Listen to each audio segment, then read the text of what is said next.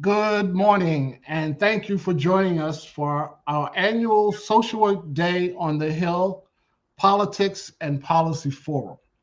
I am Charles E. Lewis Jr., the director of the Congressional Research Institute for Social Work and Policy. We had hoped to be meeting in person again this year, but it's not easy doing Social Work Day on the Hill when you're not on the Hill. But it seems that we're slowly getting a handle on the pandemic, and we're looking forward next year to gathering on the Hill. So happy Social Work Day, happy Social Work Month, everyone. Uh, this is a month that we celebrate the contributions of social work to society, and we want to thank social workers for their contributions. So hug a social worker, thank them for their service, make this a special month. It's also Women's History Month, and we recognize the need for everyone to tell their stories from their perspectives and not let others interpret their lives and experiences. How many of you know that the first woman to serve in Congress was a social worker? And do you know her name? Jeanette Rankin. Jeanette Rankin was elected to the House of Representatives from Montana in 1916, which is significant because it was 4 years before the 19th Amendment was ratified that gave women the right to vote. And while we're, looking at what's going on, we want to also recognize the tremendous suffering that's occurring in Ukraine. I've been listening to the people talk about their efforts to get out of the country, the efforts to survive, and it's been heart-wrenching. So our condolences and prayers go out to the millions of people who have been displaced and traumatized. Please join me for a moment of silence.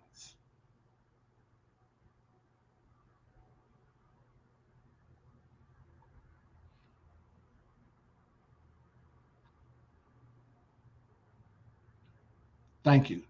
As we have for the past several years, we're going to keep our focus on preserving and strengthening our democracy. And we've been having this discussion.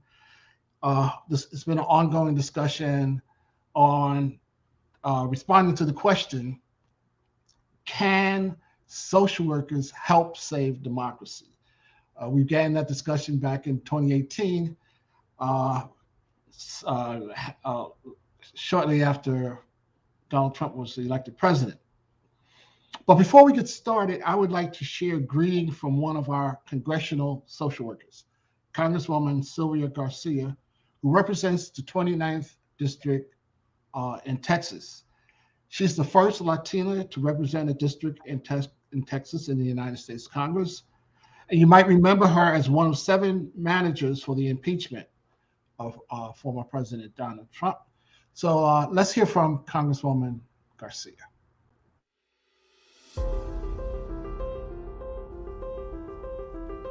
Happy Social Work Month, everyone. It's no secret social work is essential to healthy communities. That's why it's so important that we as elected officials hear from social workers often. Social workers directly impact communities and neighborhoods on an everyday basis. It's a noble profession that benefits Americans across the country. I know I too was a social worker and legal aid lawyer early in my career.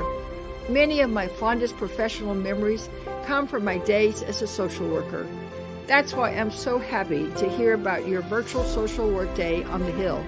The insights and ideas of social workers like yourself are critical to improving the lives of Americans across the nation.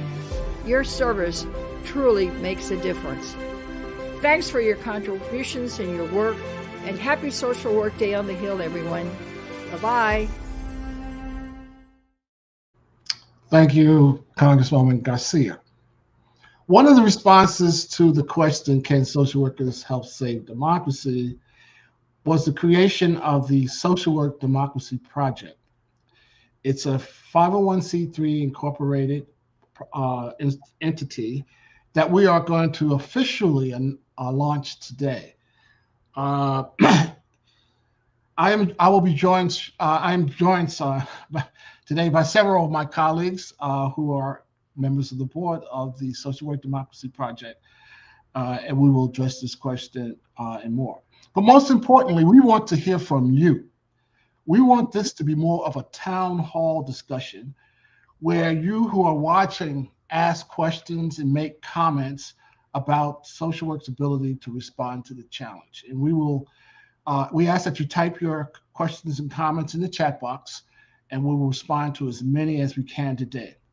We have prepared a short video produced by Katie Schiller, a social work student during her field placement at Sacred Heart University. She's very talented and recently received a Spirit Award. Take a look.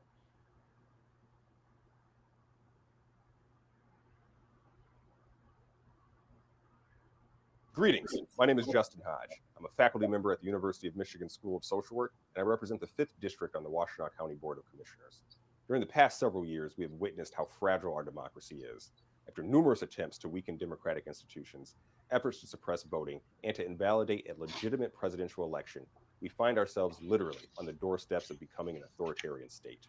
The publication of Nancy McLean's award-winning book, Democracy in Chains, was a call to action for social workers, as the Duke University historian meticulously presented the story about how libertarians were aiming to change the rules of the game. It was because of this, CRISP raised the question during the 2018 Social Work Day on the Hill event, Can Social Work Help Save Democracy? An ongoing discussion among social work scholars, educators, and practitioners resulted in the decision to move forward with the Social Work Democracy Project, which we are officially launching today. The Social Work Democracy Project is a charitable organization dedicated to educating social workers about United States government institutions and processes by creating and disseminating materials to schools of social work, social organizations, and individuals. The project will provide toolkits for classroom instruction and will host public forums to discuss issues related to democratic process in the United States. The organization will promote the values of civic participation according to the Code of Ethics of the National Association of Social Workers. We have asked members of the board of directors to tell you why they believe this project is a critical endeavor for the field of social work. Please enjoy. Democracy in the U.S. is in crisis like it's never been before. When the current efforts to undo voting rights took place, it broke my heart and brought me to tears. American democracy has become pretty fragile. When Donald Trump became president in 2016, I prepared myself for the worst. A shrinking minority of the U.S. population is trying to stay in power by changing the rules, by subverting the democratic process, and trying to nullify the voices of a new, diverse, multiracial, and younger majority. It is the responsibility of social workers to engage in policy processes in order to further social justice. We need social workers to be more civically engaged at all levels of government. We need to recognize that democracy is in deep trouble, figure out what to do about the attack on democracy and our democratic institutions, and then mobilize ourselves and others. Social workers could elect to personally hold an elected office or engage in policy practice. From the perspective of social work education, we know that only 17% of current social work students report having a strong interest in social policy formation, management, and community organizing. One of the biggest challenges for social workers is how busy they are, working on all of the other challenges that our clients, the individual clients, families, and communities are facing. Challenges like violence, discrimination, poverty, extreme inequality, substance use, homelessness, and mental health crises. Social workers need to run for office. We want social workers to know and to understand what is at stake. Social workers are master connectors. We are naturally positioned to lead and mediate public discourse. And the slipping away of democracy is because people that we care about, their voices are not being heard. So that's where social workers need to step up. And if it's not us, who? And if not now, when? I hope that you're as excited as we are for the Social Work Democracy Project. We look forward to engaging with you over time as the project grows. We'll see you soon.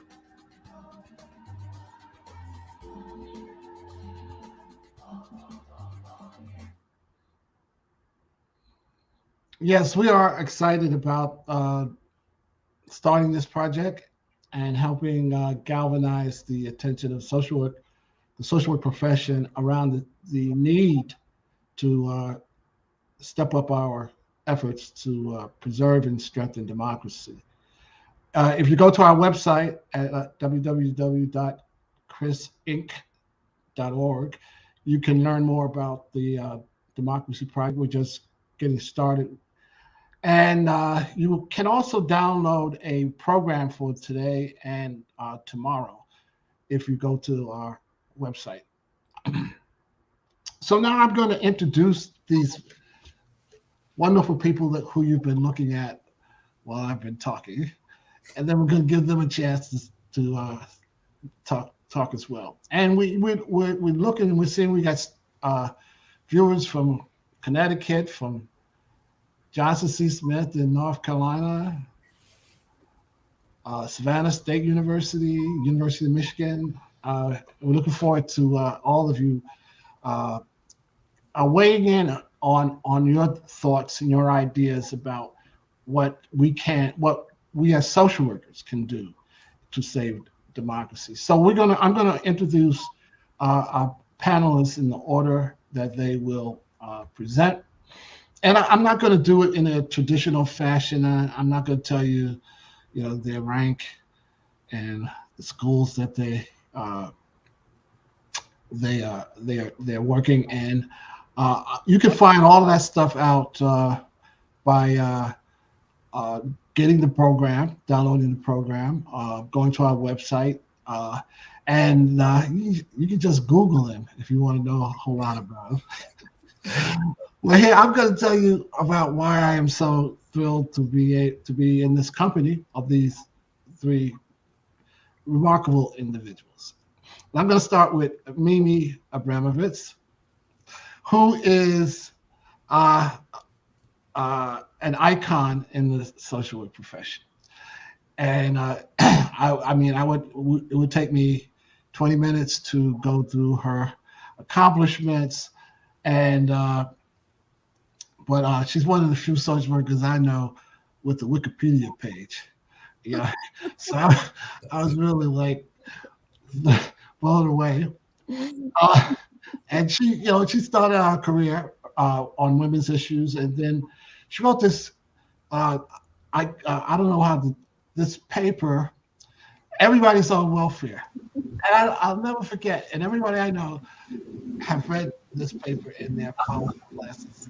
And I mean, it caught my attention, and I was just amazed. And so it was years later that I got to meet Mimi, and I was thrilled to meet the person who wrote it. So if anybody's got their mic open, please mute it. We're hearing some noises. I just want everyone to get a chance to listen to Mimi and her thinking about what we're facing in this. I'll just close with Mimi. We love to get into these conversations, and we can go on for a while, and we don't always agree, but it is fascinating. And our next panelist is Lena Nepomniachtchi. My bad. And Lena, you can find out that she teaches at Rutgers, but I've known that Lena from the time we both were in the doctoral program at Columbia University, and I was just impressed with her brilliance and her knowledge and her skills, and so we always kept in touch. But we stayed in touch. So when we were putting together the Democracy Project board, I said I need somebody who really has a good grasp of economics, And so Lena could tell you that when you do the doctoral program at Columbia, you learn economics. And so she has done that. And so we're happy to have her here. And she's not going to be able to stay with us through the whole program, but we're happy to have her for the time she's been with us. And the next gentleman is Justin Hodge. And you're going to know more about this young man in the coming years because he is a dynamic guy. And I met him when he came to our boot camp. I believe it was 2019, if I'm not wrong. Yeah. And so he, he grabbed my attention right away, and he's been working with us very closely over the course of the last couple of years. He's part of a four-man team that has been working on this democracy project, and we've been meeting like weekly, almost, right? Every Friday afternoon. And he's an elected official now. He's not just a thinker; he's a doer as well. And so I'm gonna be quiet for a minute and let these brilliant people talk to you. Starting with Mimi. Hello, everybody. And Charles, thank you for that generous introduction. You made my mother very happy. And me too. So I co-chair the National Social Work Voter Mobilization Campaign, better known as Voting is Social Work. And I am really scared by the rising threat to democratic institutions in the United States and abroad. And I'm thrilled that Charles has launched the Democracy and Social Work Project. You know, social workers are good at diagnosing individual and social problems. Yet we, along with many Americans, are not always ready or comfortable with assessing the status of our democratic institutions. We need to up our game. Why? Because democracy, as you've heard already, is at risk. Over the past 10 years, the number of democratic countries fell from 42 to 34, representing now only 13% of the world's population. The US has been described as a flawed democracy and or as sitting between democracy and authoritarianism, described by established organizations that do this kind of ranking. And we have been warned. In How Democracies Die, two political scientists identify 4 warning signs of democracies in trouble. They reject democratic norms or the rules of the game. They deny the legitimacy of political opponents. They curtail opponents' civil liberties, including the media, and they tolerate or encourage violence. Sound familiar? It should. Nearly all of these signs are evident in the United States today. The authors conclude that democracy does not necessarily end with a bang, a violent military revolution, or by a coup. Rather, it ends with a whimper, the slow, steady weakening of critical institutions, such as the vote, elections, the press, the courts, the media, political norms. And a new book, How Civil Wars Begin by Barbara Walters, takes this a step further. The current attack on voting rights has been driven by perceived threats to white supremacy. It includes voter suppression. Now, this is designed to demoralize the electorate. It suggests that the system is rigged, makes people believe that voting does not matter or does not even count. As of January 22, more than half the states have introduced more than 250 bills to suppress the vote, up from 75 bills in 24 states last year. Then there is election subversion, which may be even worse. It seeks to interfere with the administration of elections and override the will of the voters. In 2021 and 22, more than 13 states introduced 41 bills to subvert, overturn, or undermine elections by replacing existing election administrators with highly partisan officials, substituting their preferred candidates for those the voters choose, criminalizing the election certification process, And of course, you've all heard about gerrymandering or redistricting. Well, since the last census, states have redrawn these district lines based on racially gerrymandered maps that systematically disenfranchise Black and Latinx voters. Along the way, the Supreme Court has eviscerated Voting Rights Act, not to mention abortion. Then on January 6th, we witnessed an attempted coup.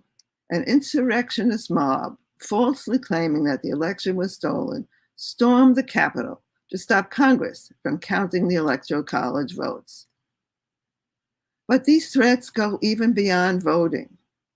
Opponents of democracy have actively stoked hatred, racism, xenophobia, and misogyny to confuse and destabilize society, to sow distrust in each other and in government, and to silence dissent. Here are some examples. Most recently, we are hearing about books being banned.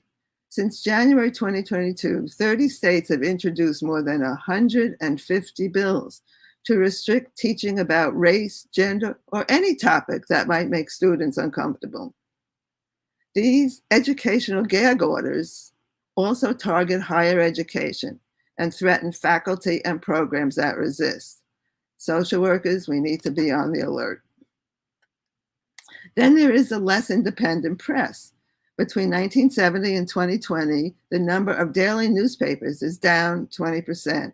Investigative journalists down 50%. Meanwhile, large media corporations own 80% of all the daily newspapers.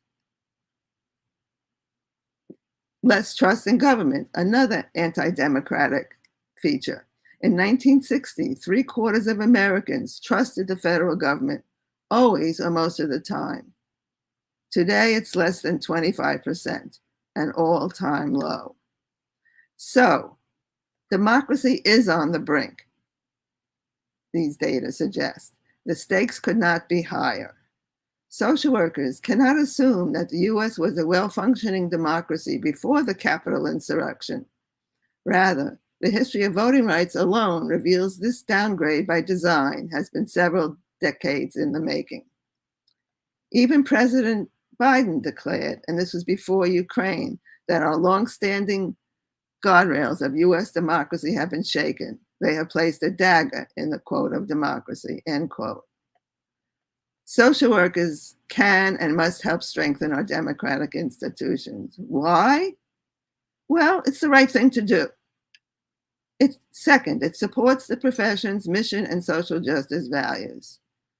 Third, we are in the right place. Social workers sit at the intersection of the individual and society.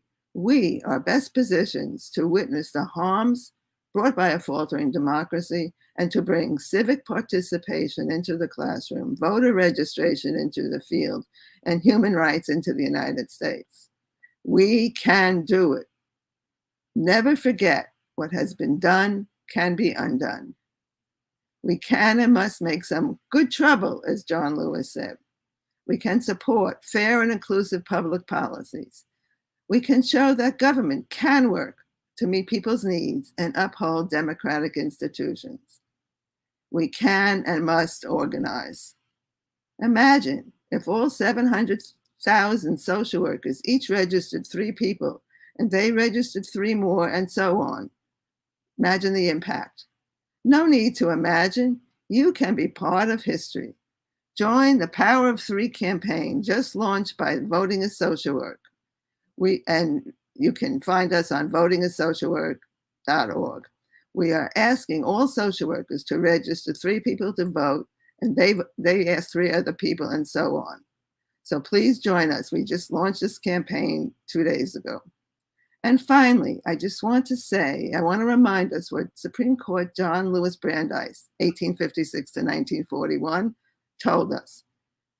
He said, quote, "We can either have democracy in this country or we can have great wealth concentrated in the hands of the few, but we cannot have both." Thank you.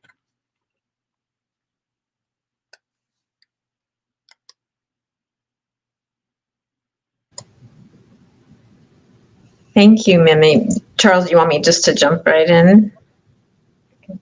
It's hard to top what Mimi has just said, what Dr. Bromwich said. There's, she's got a lot to say, and that was all great. I just wanted to kind of follow up on a couple of things, and certainly the Louis Brandeis quote is very meaningful, right? I'll say it again just so we can all hear it. So we can either have democracy in this country, or we can have great wealth concentrated in the hands of a few, but we can't have both.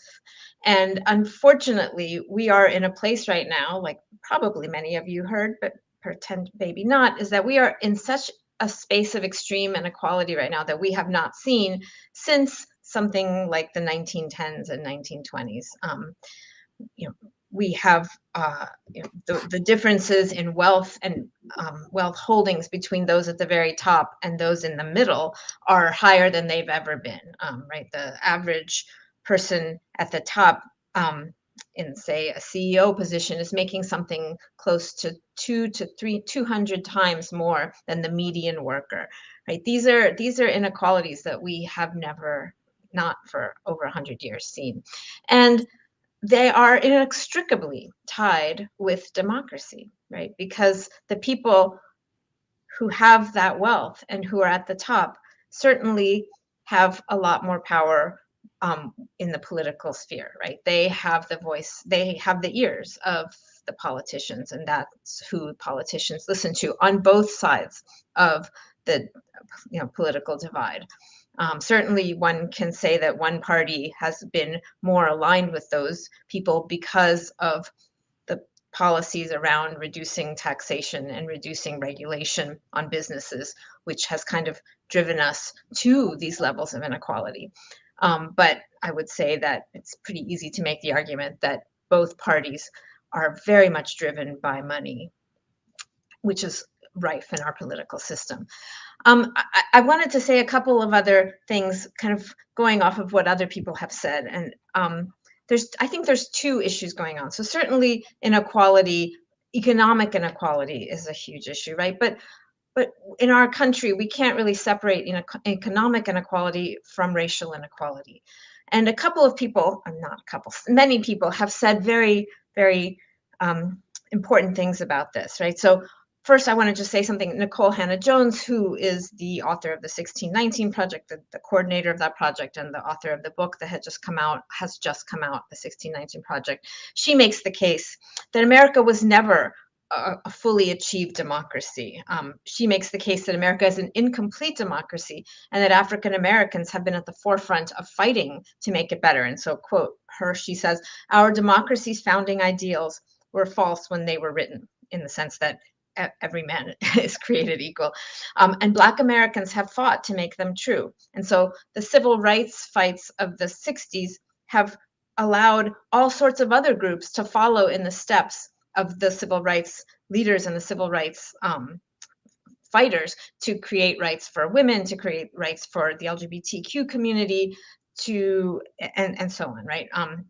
And so that's an important thing to think about, the role of African American communities in bettering our democracy.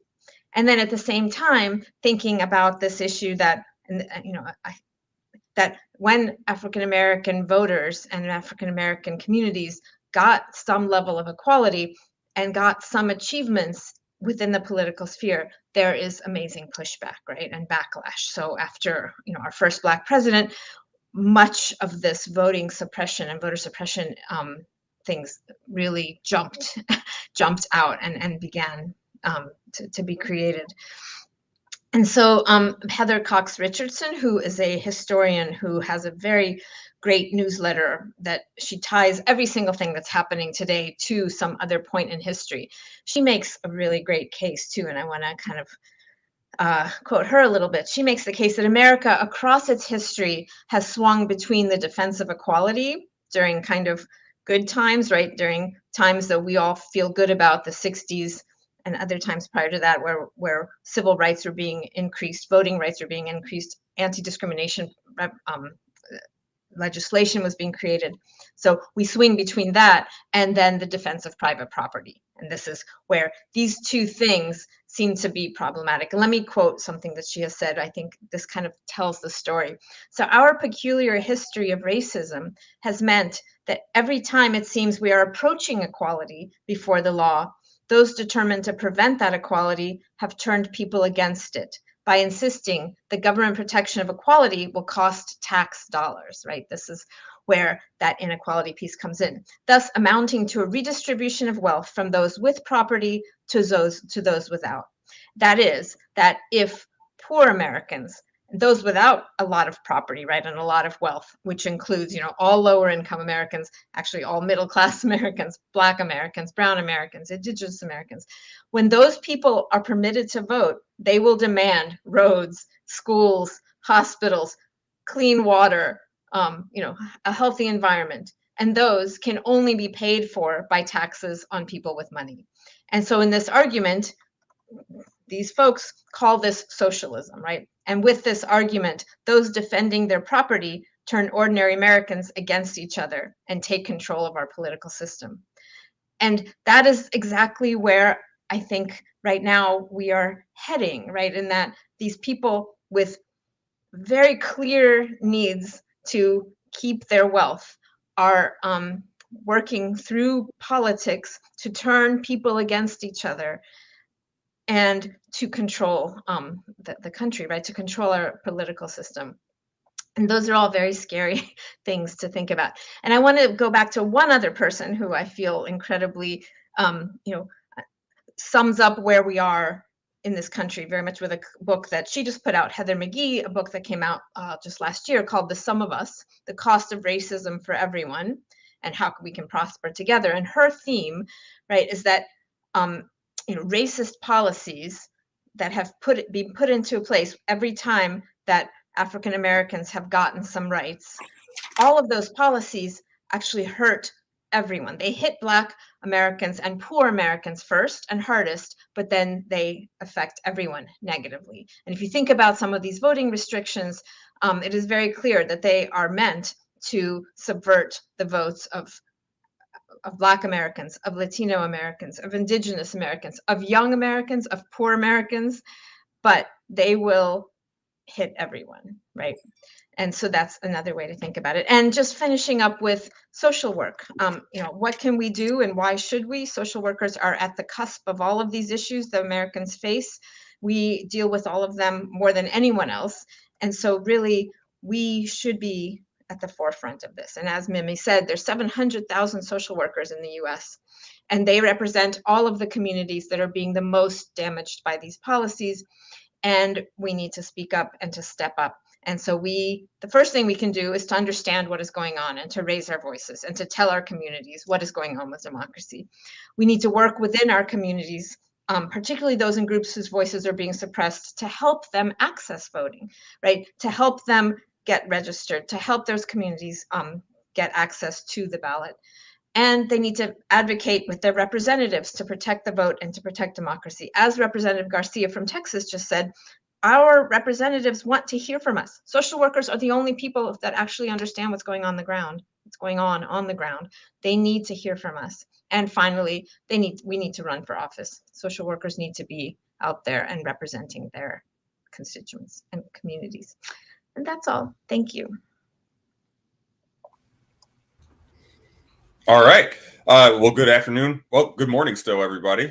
So good to see so many of my students here and social workers from across the country joining us. I want to talk a little bit about what can we do moving forward. That's already been touched on a bit, and we've already heard how bleak some of the situation can look, and I don't want anybody to get discouraged. It's one of the reasons why I got involved in politics is because of my background in clinical social work. So as we think about trying to get social workers to be more engaged in protecting democracy, I want to be very clear that that's for all social workers. So it's not just for, if you're in school right now studying macro social work, it's for you, absolutely. But I really want to try to pull our clinical social workers into this too. So I really got more engaged because I was working for a community mental health system during a time when our governor and state legislature significantly cut the budgets to our community mental health system. And that resulted in so many clients having to be discharged without a clear transition plan. And, that really got me looking at the people that tend to be in these positions of power are not people that have a background in social justice or human services or have an understanding of what things are looking like on the ground. And that's very much the space that we as social workers occupy, regardless of whatever your area of practice is. I frequently would tell my students that I think social workers are the best equipped and trained people of any profession to serve an elected office because of the wide range of skills that we have to develop, ranging from interpersonal work to community organizing, to policy, to politics, to program evaluation, to management of human services. There's not another profession that prepares people for all of that wide range of skills and service delivery at every level. So what we really need to be talking about too is how do we get the social workers that haven't tuned in to an event by CRISP to tune in to an event by CRISP and to figure out ways in which they can be more engaged in working with either their clients or people in their local community, whether it's voter registration or just helping people to be more educated on the issues that are coming up. I mean, I think trying to look at it from the perspective of how do we get people that are already looking at this more involved, take a social worker that's in private practice or a social worker that's working for a nonprofit or community mental health system. A lot of the policies that we're seeing, as we've already talked about, target the most marginalized in our society first. So it's really on us to be able to be educated about those issues and to spread that information to others so that they can be involved and to figure out more ways to get engaged. I've got, of course, I'm a local elected official. I'm a county commissioner. So I've got a bias in favor of local government. And I always am talking to my students about how that's a lot of where the magic happens at. Federal government's incredibly important, but the stuff that's affecting people in their day-to-day lives, a lot of that's coming at your city level, at your county level. And now that we are turning our focus, I mean, we still have to keep our focus on what voter suppression is looking like, but election subversion is this much greater threat. That election subversion is going to be happening, or attempts at election subversion are going to be happening at the local level. And that's why we need to make sure that we have social workers that are engaged in, being poll workers or supporting our elections in other ways and just being involved to make sure that people that are going to work to subvert our elections are not the people that are lining up to get into those positions. That's what we're seeing is that from the group in the country that is working to undermine democracy, the strategy is very much one starting at the local level and taking over from there. So we all need to be involved, and we need to figure out the ways in which that we can do that fit with the rest of your life. A lot of you that are in macro social work, this is your jam. This is what you want to do. So it's easier, I think, for you to fit it in. But this is something that, all of us need to be focused on. We've talked about, economics and racial injustice and how that connects to democracy and flaws in our democracy. In many ways, you could look at any of the social work grand challenges, and there is that interplay there too. Issue in our weekly conversations about that led up to the Social Work Democracy Project and the ones that we continue to have, we're frequently talking about where are these issues that we see in our society that maybe don't overtly look like they affect democracy or related to democracy, and how do they connect? And there's a ton of them. You can name an issue, child welfare, for example, and there are close ties to that between challenges that we're seeing in our democracy, and why, regardless of whatever it is that you're particularly interested in, there's a need for all of us to be involved. So I would encourage everybody to figure out ways in which you can get involved locally and think about how you can get involved nationally too. That's what CRISP is for. We're focused on helping social workers engage at that federal level. But while you're doing that, stay focused on those local elections too, which can be tough. I can tell you that in Michigan, we can have elections right now, this might change, but we can have elections in May, August, November, and if it's a presidential primary in March. That's confusing, right? It's confusing. You don't always know when an election is. And I know those election dates can differ too, depending on the state that you're in. So making sure that you're up to speed on all that's happening and working to connect others with that information too is extremely important. So I'm going to stop there and turn it back over to Charles so we can get into some of these questions. Thank you, Justin, and thank you, Lena and Mimi, for those insightful statements. We getting us thinking. But we want to hear from you guys out there, the viewers. We want to, ask us some questions if you have any. But tell us your thinking. Is this too big for social work? I mean, saving democracy? That's a major undertaking. Should social workers be thinking about this even, or should we leave it to economists and lawyers and all those other people and we just help people cope with whatever is out there.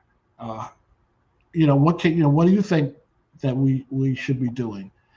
In the meantime, how do we get our voices out there, Mimi? And how do we, there's so much misinformation.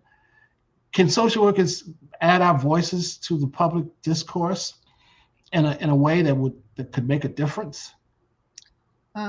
Well, I guess I wouldn't be leading the National Social Work Voter Mobilization Campaign if I didn't think so. So I just want to say a couple of things that I think speak to that, that I'm responding to some of the information that was just put out. Running for office. So I thought, speaking of resources, some of you may or may not know about the campaign school run by the Humphreys Institute at the University of Connecticut. They just ran the school. There were 100.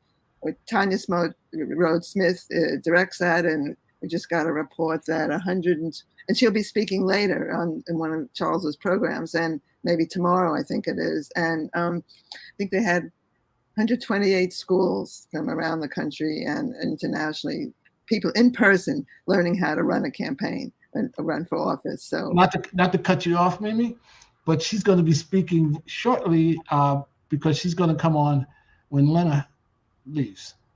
Oh, okay. Well, I didn't know that. I know she's scheduled later, I think. But yeah, anyway. Well, we can improvise. Terrific. You're really good at that. I know, and that's great. We can all learn from that. The second thing I just want to mention again is the Power of Three campaign that I'd like to urge everybody to get involved in. That's a way to organize social work, to get our voices out into the community. The idea is that it's simple. Register 3 people to vote, whether you're wherever you are, in your community, in the classroom, in the field, then ask them to register 3 more, and so on. And that's where the 700,000 social workers come in. Imagine the impact if we could do that. And I think we can. And especially, so votingassocialwork.org, and then there's, go to the Power of 3, pledge Power of 3, and there's tons of resources and tools to help you do that, including a QR code that's targeted to social workers where you can just register. It's tied to Turbo Vote, and you can just register voters on the spot, either online or in person.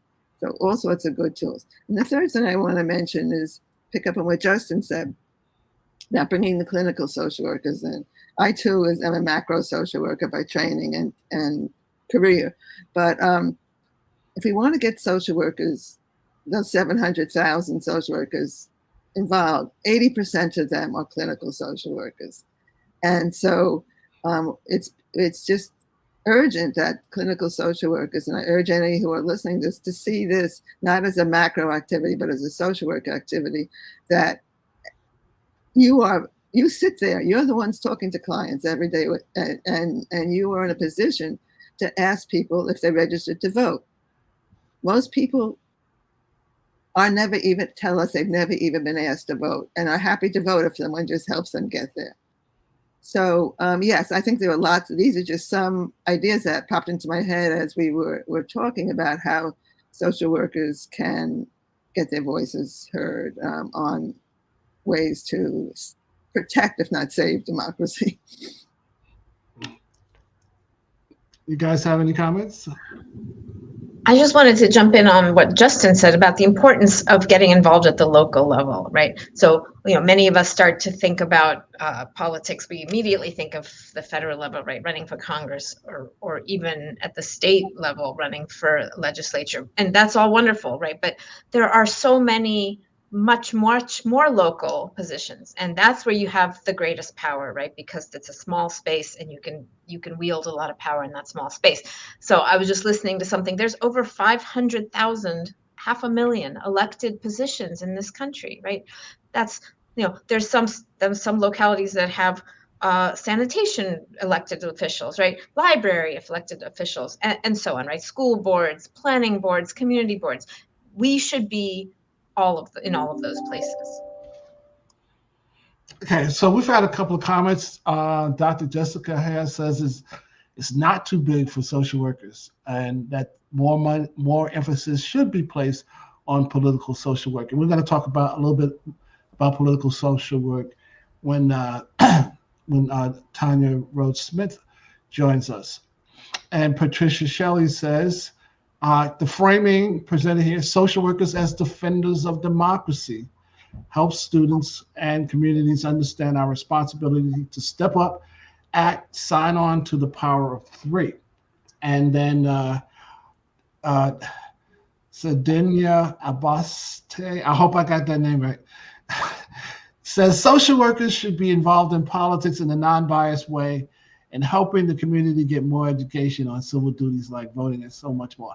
And I want to focus on that point, because many times when we are engaged in that sphere, in the political sphere, particularly those who are in academia, we're really very cautious and careful to be nonpartisan.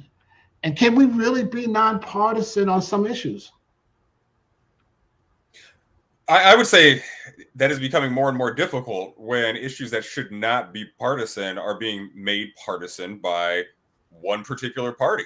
That makes it very challenging. We shouldn't be having conversations about registering people to vote or just the right to vote itself being a partisan issue, but that's very much the space that we find ourselves in. So I'm all for the piece of it that we need to be engaged in nonpartisan activities. I think all social workers should be doing that. The voter education work is really important. Doing voter registration is really important. But we can't totally shy away from activities that are going to be seen as partisan, because that's just going to limit what you're going to be able to do. It's going to push you into a corner that's just going to keep you from, any kind of engagement. Like the supporting election officials and conducting a free and fair election, if that is being seen as partisan, we will not have a democracy. I mean, that's why we're on the verge of not having one now. So if I could, let me just add one thing about nonpartisan. Voting as social work is nonpartisan because we are registering people to vote. So what by nonpartisan means we don't ask you or tell you who to vote for. That's what it means to be nonpartisan in terms of voter registration. And you have to be, otherwise the process just doesn't work. However, the profession and any one of us individually who are outside of that work has always been partisan. The NASW takes positions on legislation, organizes campaigns. So I think there's a difference. If we just be careful how we talk about nonpartisan, as you said, certain activities, voter registration, get out to vote, but partisan in terms of changing society and supporting those kind of programs. I'm saying because obviously there are different methods of addressing the same problem. I mean, if you were a Republican, you might want to use vouchers, and instead of having the government provide those services. So if or you may want the child tax credit to be expanded, and one party does and one party doesn't. So do we just stay silent when those kind of issues come up? How do we address that? I mean, those don't necessarily even seem like partisan issues. Those seem like philosophical differences. And if one party is lining up behind one particular method, okay, maybe it would be seen as partisan. But if we refer back to what's in our code of ethics and what makes the most sense from a service delivery perspective, which social workers would have a good sense of, it's clear on a lot of those examples you gave what we should be supporting. Absolutely. And I think going back to our code of ethics is a very nice and clean and clear way to make these points, right? Our code of ethics points to us doing specific things, right? Working with specific groups, addressing problems around specific issues, broad issues, right? And if one party is pushing policies that are not in line with those ethics, it's very clear where we should stand. So I mean, obviously we can stand as individuals, and so that I think the challenge is how do we message in a way so that we can get individuals to respond and not necessarily, it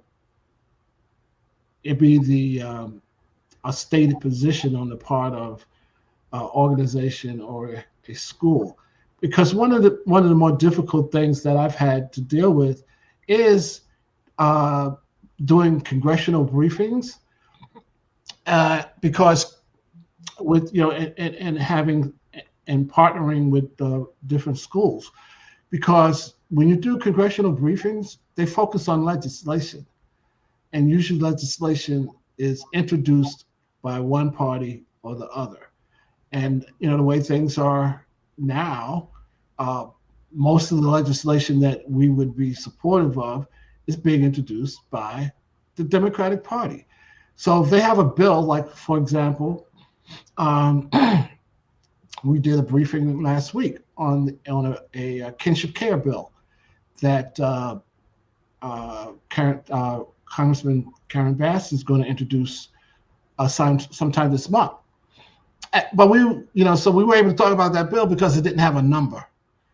All right, if that bill had a number, then social work schools would be reluctant to weigh in on those pieces of legislation. And I'm saying I've had this as an issue, and for me, I'm thinking that I understand that schools of social work are answer to the universities, and it's usually the university policy that pushes the nonpartisan posture, to stay away from politics generally, but always be nonpartisan. And I'm thinking that schools of social work may need to push back on that to get at least some freedom to be able to be more vocal advocates for policy and legislation that makes a difference. Is that a radical thought? I don't think it's radical. I mean, we are always at schools of social work informing people about the NASW and encouraging students as they consider joining it to join, especially at that student rate. But NASW is out there pushing legislation, like you said earlier. So more advocacy. I'd love to see schools of social work be more engaged in advocacy within their own university, but also nationwide. Hey, Charles, any more good comments in the chat? Those are great comments we heard before. Okay, we got one from Mr. Johnson, who says we also have scientific research of evidence that helps us to inform policy. Right, bringing the academic and the activist together. That's great. Yeah. Come on, people out there. We want to hear from you. We want to share your comments, share your thoughts.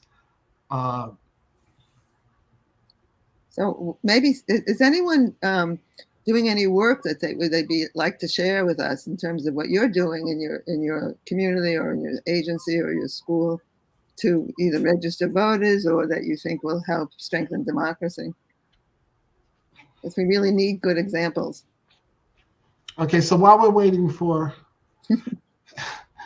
our viewers to come up with some thoughts or questions, let's talk a little bit about the imbalance in our society in terms of race and inequality, because so too often, we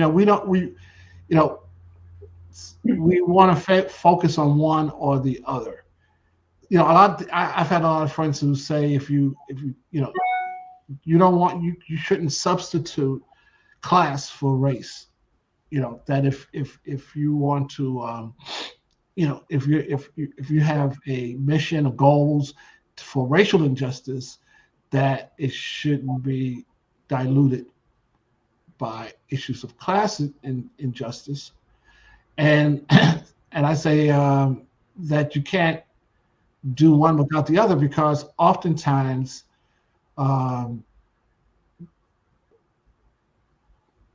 people will use race as a division that prohibits a more broad-based economic agenda.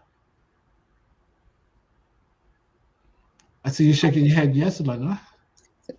Listen, you want us to comment? Yeah, we can comment on it, yeah, obviously. So I think we have to think of the structures of race, gender, heterosexism, and so on as, I call them racism, misogyny, let me call it systemic racism, systemic patriarchy, and so on. And I emphasize systemic because these are power structures. All of them. They divide people, use these characteristics to keep us divided and to distribute resources, wealth, as Elena was saying before, unequally. And so they serve each other. In other words, if you can keep a group of people in low-paid jobs, be they women or persons of color, and you're an employer, well, and you're a corporate owner, you're going to be much richer than those workers. So it reinforces the class system. And the class system also sets up rules and ways of viewing other people. The people in power economically helped us define welfare recipients as welfare queens and people of color as criminals. So the stigmatization of the poor. And they also, the work I'm doing now, it's very clear that they were very resistant to and violently resistant to the organization of workers into unions going back to the 1800s. So people in power want to keep their power and they use whatever means possible. And so I don't think it helps us to debate which is worse, racism, classism, patriarchy, because I don't think we're debating. No, I don't think you are, but you said other people do, and I think that. Well, I'm saying, for example, we at CRISP are very deliberate in terms of making our work multiracial. Okay, so we want to include as many ethnic groups as possible. You want, and so, but I have encountered challenges getting some Black students to be more involved because, quite frankly, they're not excited about working with white kids, and white kids probably, may not want to work with Black kids. But we try to bring this together because I think at the end of the day, we have to bridge those boundaries, because it has to be a coalition in order to make change. Since this has been, we just left Black History Month, and so what I spent a lot of Black History Month doing was listening to, I was listening to Audible books, but I was listening to W.B. Du Bois's Black Reconstruction. Okay, and one reason none of this, like what Lena was talking about in terms of moving to more democratic processes, is because the poor whites and the African American slaves were separated, and if they ever got together, changes might be made. So I'm saying, this is what I'm saying. If we're not careful, race can,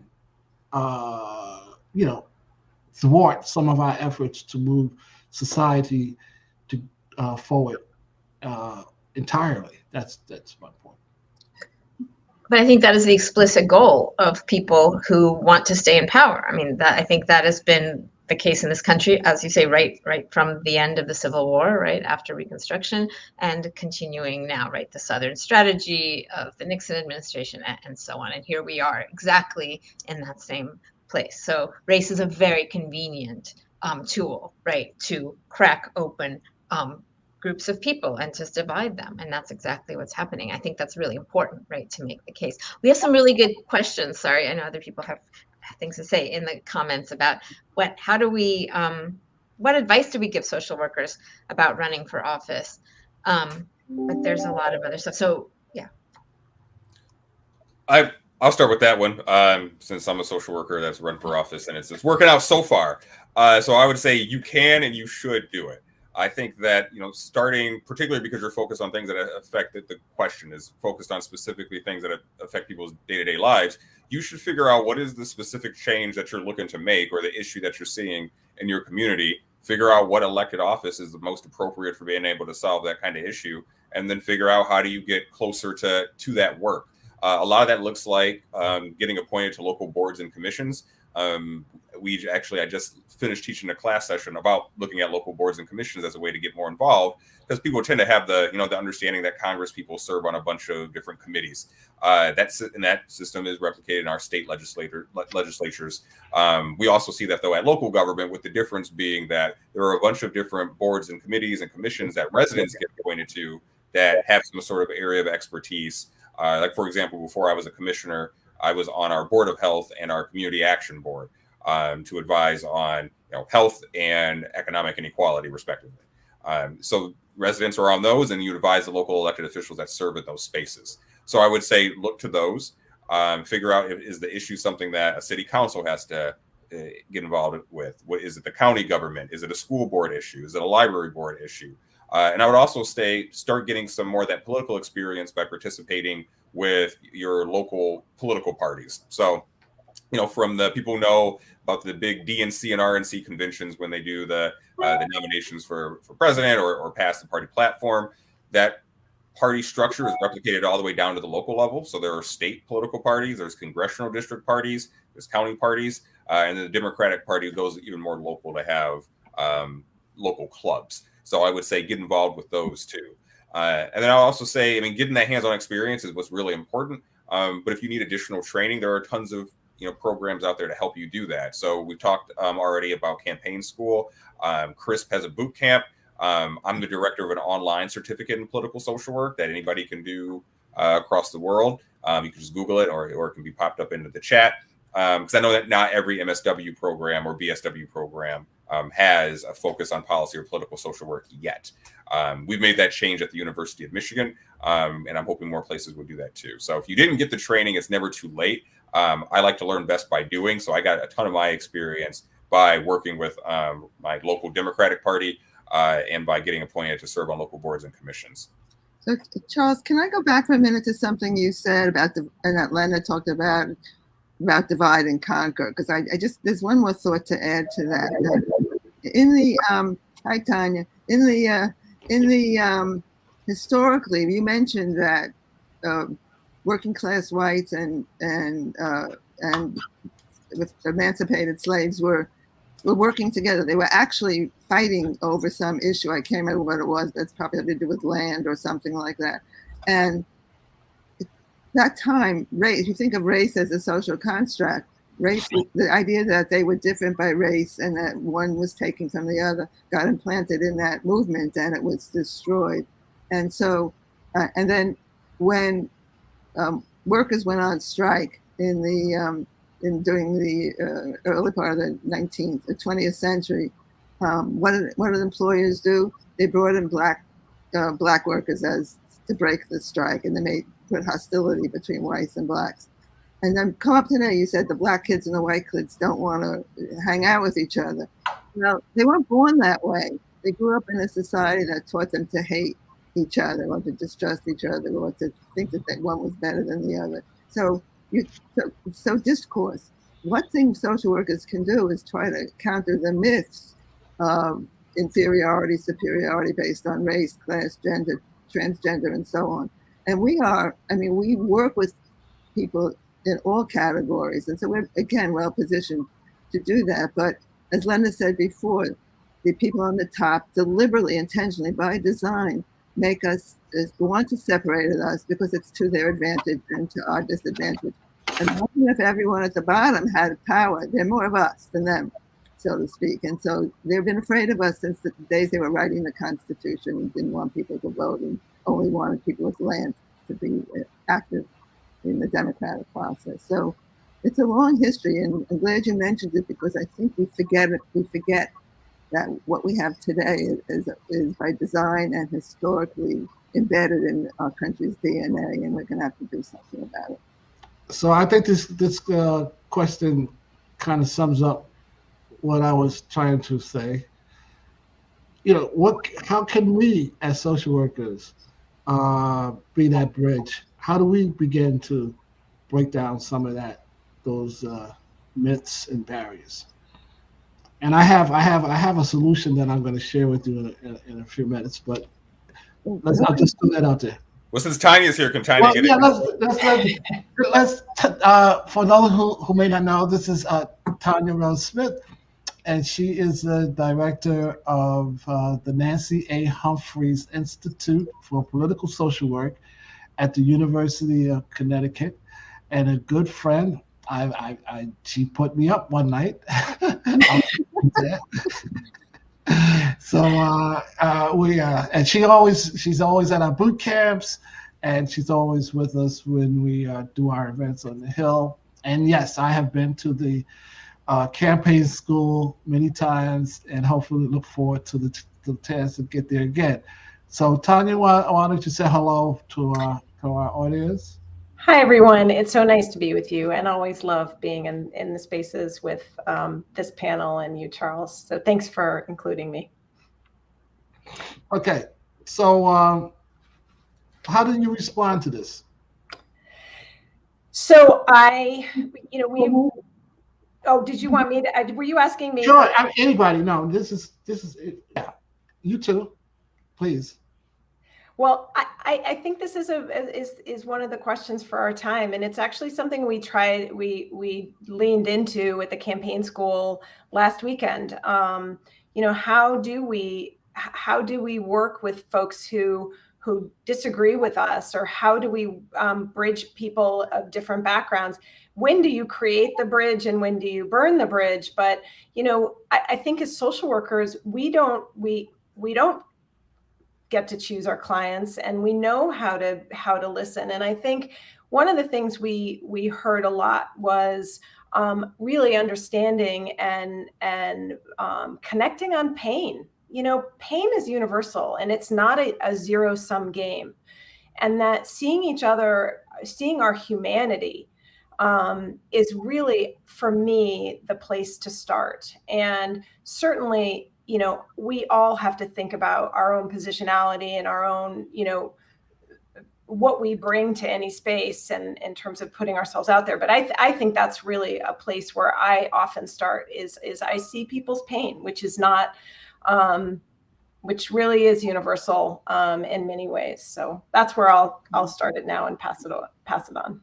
So, yes, I totally agree. And at the same time, at any one moment in time, we also, we have to work at different levels. We have to work at different levels of, just like different levels of government, different levels of interpersonal issues and social issues. And we definitely need more humanity and connection around what we share. That's what all of us, someone mentioned that, Lena mentioned all of us, that when one person gets hurt, everybody gets hurt. So that's totally true. But we're also in a period of extreme ideological polarization. And my worry is that when we try to do that, people say, oh no, that's not true. And they come in with the ideological socialization that they, or miseducation that they've been receiving day and night from everywhere. And it's impossible to escape. So we have to both deconstruct that ideology and while connecting with people around their lived experiences. And so, we're talking here about big picture stuff, democracy, inequality, and we're talking about running for office. And those are the same thing. They were educating and saying how to do things. And I think that if we do just one and not the other, we're going to fail. And, we try all the time to put them together. And I think I think social work, we're macro and micro, and we're macro, micro, all in one. And so we really are well positioned to do that. But I frankly don't think the field has paid enough attention to these issues that the Democracy Project and the campaign school and the issues that Justin's talking about local activism require. So we're back to the question, Charles, how to bring this into the field. Everyone on this panel is trying to do that day and night. So how can we maximize our efforts? How can we expand our efforts?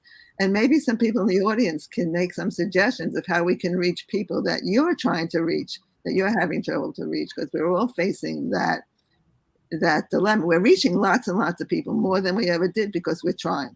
But what else can we do? So maybe there's some advice from the audience about what we could do.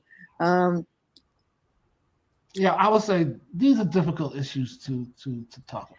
Okay, and certainly we're not, even if we're talking about it, we're not going to necessarily solve them, right? But I think in order to at least make some progress, we got to think about it, and we really got to do some serious thinking about it, and we really got to do some serious discussions about it. Those of us who are brave enough to want to go into those waters, because it's not easy. It's very difficult. I mean, the boys said this was going to be the defining issue going forward for this country, and he was right. Now I didn't really believe that when I back in the 60s, 70s, because we were looking like we were making progress, But there's always somebody waiting in the wings to try to disrupt that progress. So that we have to be vigilant. Charles, can I ask one? Oh, sorry. Sorry, go ahead. Tanya, go ahead. No, please. I didn't want to interrupt. Go ahead. I was just going to say that I think it's important for us and for the audience too to think about what space in the work we all want to occupy, because there are certain things that some of us can do and some things we won't be able to do. I could just say for myself as an example, now as a partisan elected official, there are a lot of conversations I just can't have with people because of that part of my identity now in that positionality, where maybe I could have gotten through or maybe had some sort of transformative conversation across divides that I just can't do now because of the title. And figuring out what space do you like being involved in, and then really leaning into that. Because if we look at the whole tapestry of things that's wrong with democracy and in the world, we're going to get burned out because we can't handle all of them.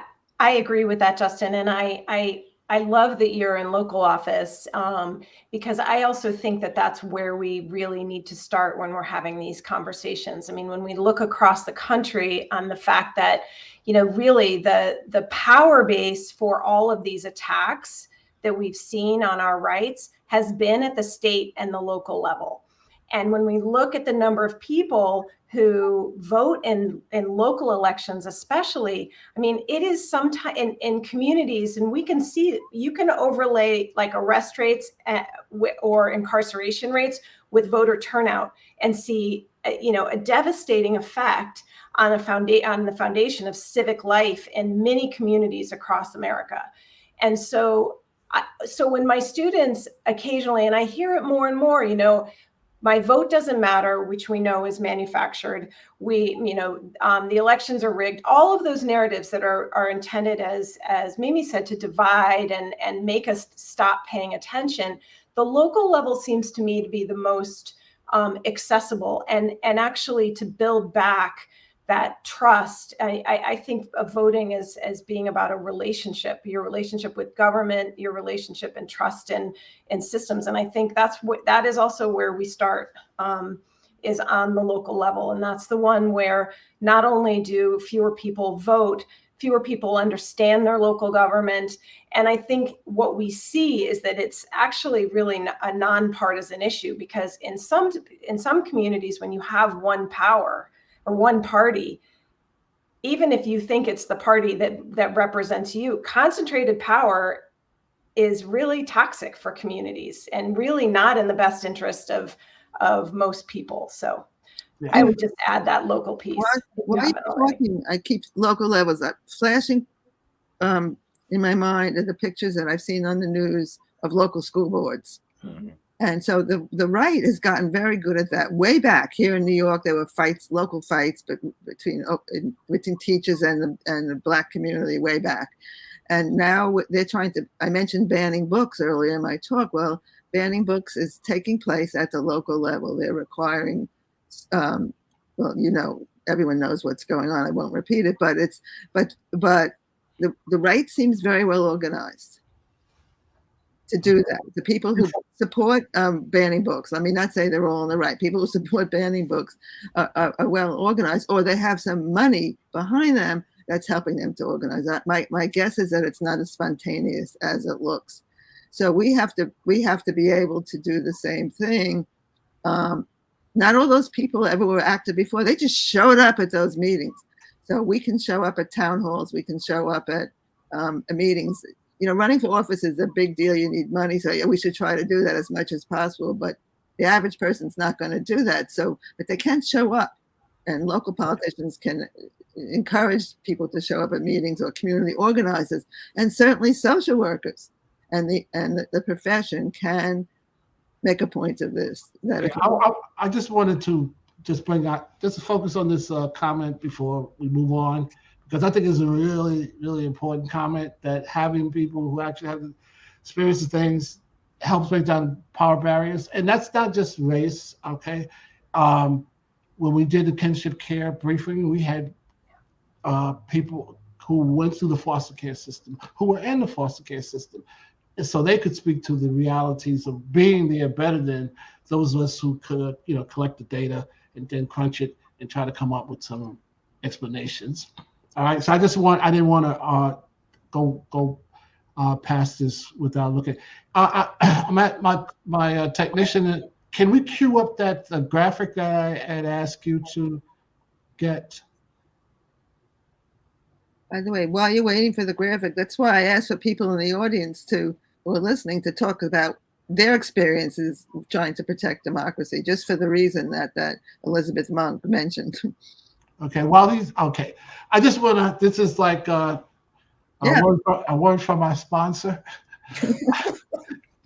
One of our longtime supporters and sponsors is the Council on Social Work Education, and their God will be starting this campaign on Share Your Stories on why the time is right for social work. So I would imagine that you can go to the CSWE website and find out more about this. Thank you. All right. So, as we move forward, I want to shift our focus a little bit to, let's talk a little bit about what we're going to talk about more this afternoon, Tanya, in terms of the future of political social work. Tell us a little bit about what happened at the campaign school this year. So there was a lot of hand-wringing and sleepless nights about whether to be in person, but we did. We pulled it off, and as Mimi said earlier, we sold out. We had 120 students from across and social workers from across the country, and 8 from Germany came. So and I have to say, one, I think we missed the connection. We were virtual last year, but we really missed being together. And this was the first year that we had really sophisticated questions about what it's like to be in political spaces. And like Mimi said, not everybody wants to run, although we have 2 students at UConn who both ran while they were students, one who's serving on school board and one who's serving as a board of aldermen in her city. And so they make it really accessible for students, but also just, their commitment to work on campaigns, to look around, to start at their own party committees and see that there's a lot of people missing in these spaces. So there was a lot of great energy, and I see we had students from many of the people that are chatting here today, and it was very special, and I think there was a real commitment. We also launched the Power of 3, and we talked about the role both of participation and representation, but really that it will always be an incomplete democracy until we have an inclusive democracy. So okay, so one of our viewers want to know what's the difference between the Humvee's Campaign School and the Chris Political Boot Camp, and maybe Tanya is the best person to talk about that because she's been to both. But I'll just say that we do ours is like a 4-day training, and I think you guys do like a two day training, right? And ours is patterned off of the Congressional Black Caucus, their political boot camp, which I attended. And I said, wow, I want to take this to social workers. And so it's just a little more intensive.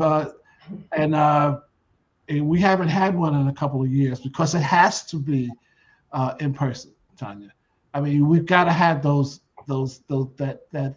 networking and that face-to-face meetings, and because the camaraderie there makes a major difference in the experience that people have at the boot camp. And since Justin's going to be managing that next boot camp, why don't you say a few words? Oh, okay. Well, I'm looking forward to figuring out how we go about making it a success after a couple of year hiatus. This is one of the big things that Chris does in addition to the event that we're doing right now. So stay tuned for more information. Okay. Thank you. I think you said it well, Charles. It really, the boot camp is really for those folks who are ready to run and lead, and is much more intensive. We really get them thinking about themselves as leaders, which is a long runway to, sometimes. So, and even in a 4-day training, I mean, there's only so much information you can give people, but you can at least get them thinking, and then point to where they can get the information, and then give them some tips on. So like tomorrow, we're going to be doing our Student Advocacy Day on Hopin, and we're really excited about that prospect. And so we have a number of workshops that are going to be geared to helping young social workers, get more information in terms. We have one that former Congressman Ed Towns is going to be doing, called Mapping Your Path to Congress. Maybe you should take that one, Justin. I'm going to tune in for that one, yeah. But, interesting. Tanya, I don't know if you remember Darrell Campbell, who came to the first. He's now a state rep in Florida. Yeah, wonderful. I mean, so we've had a few successes in terms of getting people to actually. So from a profession standpoint, what does it look like? I mean, do you think political social work is going to be a big thing in our profession? Well, I sure hope so. At Silberman School of Social Work, where I've been teaching, we still run community organizing as a method, which is the closest thing to political social work that we have. And it's probably, very few people teach political social work, except maybe at UConn due to Bob Fisher and Nancy Humphreys and now Tanya.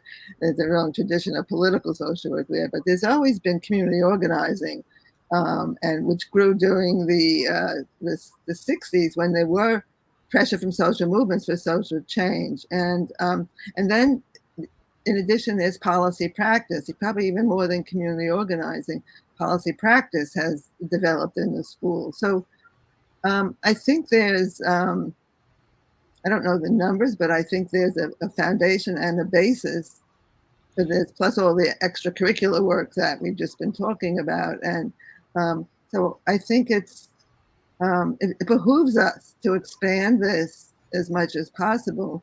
And I think projects like this, all the projects that we're all involved in, I think contribute to that and excite people and make them want to, if they're students, learn more about it in school and outside of school. So on the other hand, I'm very worried about what's happening in that the silencing of dissent that is coming from state governors, like from Florida and Texas and other places, that is scaring people. The Chronicle of Higher Education has been writing articles about, and I use the term, educational gag orders that are coming into higher education. So if you're coming up for tenure and you want to train social workers for this work, and your university or even you just read about it, I better not talk about that because someone's going to think I'm partisan, or someone's going to think I'm making students uncomfortable. So, and just let me say that I also work with the Social Welfare History Group, and we put out bibliographies. We put out one on the pandemics, past and current.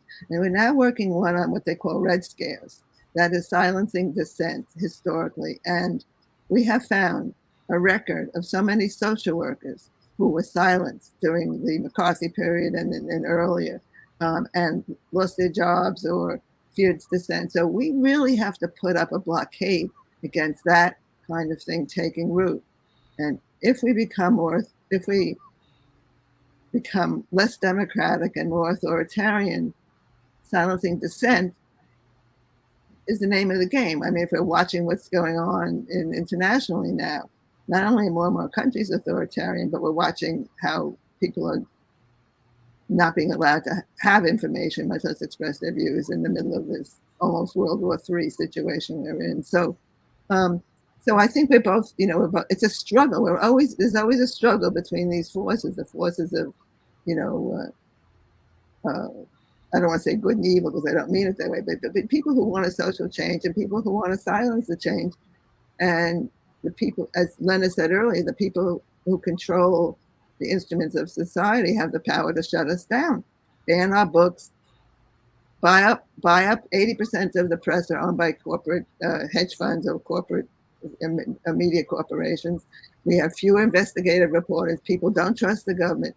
There's been a huge amount of success. So we have to, I just want to say, Charles, we got to get this democracy project up and running fast and furiously because we're working on it. We have to counter all that. Yeah, but I think this is a really poignant comment in the box there because, one of the things we say all the time is that everybody doesn't have to be a political social worker, but every social worker needs to be political, meaning that you don't have to focus what you're doing in the political arena, but you need to be engaged. Even if it's nothing more than being a voter, a regular voter, and encouraging other people to vote. And the more engaged you are, we feel that the more influence we're going to have as social workers. But sometimes we do forget that this profession can be very demanding on social workers, and I think that we have to be careful. Then than just telling social workers you need to be more politically engaged. That we have to take this into consideration as we're working with social workers. And I'm not saying I know how to do that, but I'm just saying that we need to say, wait a minute, before we start, because it's almost like we tell them you need to be more engaged in the political arena, and then when they're not, because they just don't have that energy left, they might feel to themselves that they're somewhat falling short. You want to speak to that, Justin? I mean, absolutely right. I mean, like I talked about earlier, with us trying to pull the 80% or so of social workers that are doing clinical practice into this work, a lot of that is going to be them trying to figure out how do they fit that in to what their day job is. And it's pretty hard. I mean, when I was doing clinical social work, my political engagement was what I had to do outside of my job, and it makes for really long days. But in some ways, it can be pretty helpful to be able to just shift the kind of thinking that you're doing. And in some ways, that can be reinvigorating. But that's true. I mean, we also need to be advocating for our social workers that are doing that kind of work and social workers that are doing practice across the whole continuum for higher pay. We need to, urge NASW to fight hard so those insurance reimbursements would be higher. One thing that, was an issue was that my next door neighbor when I was working for Michigan Medicine was a psychologist, and they were able to provide the exact same service, but they would bill insurance for higher. So that's and that affects social work pay. So that's something that we need to be thinking about. And that's also a political issue or an issue where there could be some advocacy around that. So, Charles, I want to add something to that that's a little more systemic about what's going on. Jen Zelnick and I have been writing a lot about something called managerialism, which refers to bringing the business model into social work agencies and organizations. And it's a complicated issue, but basically the things that were mentioned, burnout and low pay and sort of having to document everything you do and everything being measured has inserted itself into social work practice, making many social workers feel that they can't do the social work they were trained for because of the working conditions and the way service is organized. We've had a couple of articles published recently in Social Work if anyone wants to find out more about this. But it's one of these problems that also affects the universities. This business model is affecting tenure and promotion. It's affecting evaluations in agencies. It's affecting the inability to get involved in political social work because you can't get, if you're a professor, non-tenured, and you want to get funded, it's going to be very hard. This business model doesn't encourage funders to support that. You have to do NIH, health research. And that isn't always very social change oriented. It could be, but it isn't usually. So we talked about systemic classes and racism and patriarchy, and we have something about that, all those things sort of insinuating themselves into the organizations in which we work, affecting our working conditions and our ability to produce what we want. So it's another issue that instead of, we have to get all our organizations to fight, like you said about NASW, but if social workers accept that social work is sitting in front of a computer and typing in histories and then referring someone to one little thing because nothing else is available, we have to make social workers realize that that's not what we're about. We're about much more than that. But the agencies, their supervisors and the agency directors are pressed by funders to do these narrowing activities. So the universities are being narrowed, the agencies are being narrowed, the dissent is being silenced. So I think we have to realize the context that we're in because that makes people feel demoralized. But as I said at the end of my talk, never forget what's done can be undone, and that's what's going to give us the spirit to move on. Okay, this is going to be our last question because we got to take a break before our next session. I think we'll let Tanya answer this because I'm sure you get this question, frequently with the social workers you're dealing with. Yeah, and so the first step toward a career in political social work. Well, the good news is there's, you can social work applies to so many fields, and it's also kind of overwhelming. But I think just to pull in the last question, I think this is about our network. In Connecticut, we've been doing this for so long at UConn that we have a huge, deep bench of political social workers, and that allows us to build a network for change. So when we think about clinical social workers who want to bring their expertise to the political process, well, they have a network. They know the social worker who's at the Connecticut Coalition to End Homelessness, who is full-time doing policy work. So I, as a clinical social worker, don't have to be an expert. And I think that's really, where we start to expand our full impact. And I think for anybody who wants to start a career in political social work, I would say your first step is to start volunteering on campaigns and start to volunteer and meet with organizations who are doing political work. So it's a huge answer, or it's a short answer to a longer conversation. But I would say take your first. Yeah, and we invite you to join us at 3:00 when we might be able to get into it a little deeper. So I'm going to ask each of our panelists to give us their brief epilogue for the day. Just tell us what's your last words of wisdom for our audience. Starting with Justin and then Mimi and then Tanya.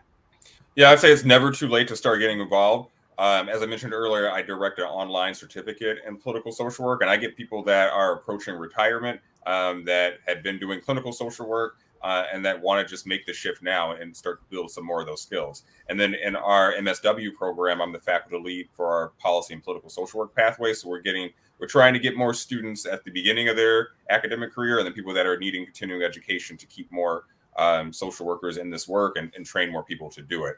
I'd say look beyond just what you see in the headlines at the national level, because so much of what's going to affect you day to day is happening, probably right down the street at your city council meeting or your county commission meeting. So figure out how you can get involved there.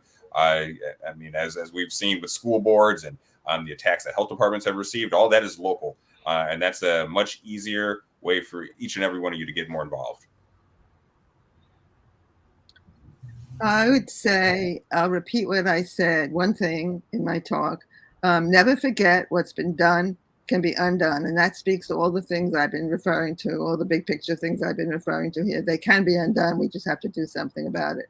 My second point is don't mourn, organize. It's an old union phrase, but it's something that we should take to heart. And anyone can organize. All the ways all the things we've been talking about equal organizing. So don't mourn, organize.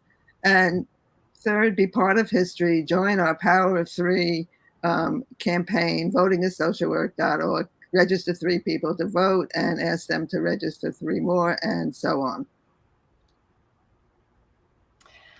I am going to echo those words and say the world is run by those who show up. So, look in all the spaces you're in and see who's missing from the conversation. Invite them in. Democracy is about relationships. It's about conversations, and it's about action. So take your first step, and that will lead to more. Thank you. I want to thank all of our panelists for your insightful comments and thoughts today. And thank you all for joining us and to get this conversation started. We're just getting the conversation started. Can social work help save democracy? Obviously, I believe it can. I believe we can, because we have the Social Work Democracy Project. But thank you again for joining us, and please visit our website for information, and we encourage you to come back at 3 o'clock when we'll be talking more about the future of political social work. Have a great afternoon.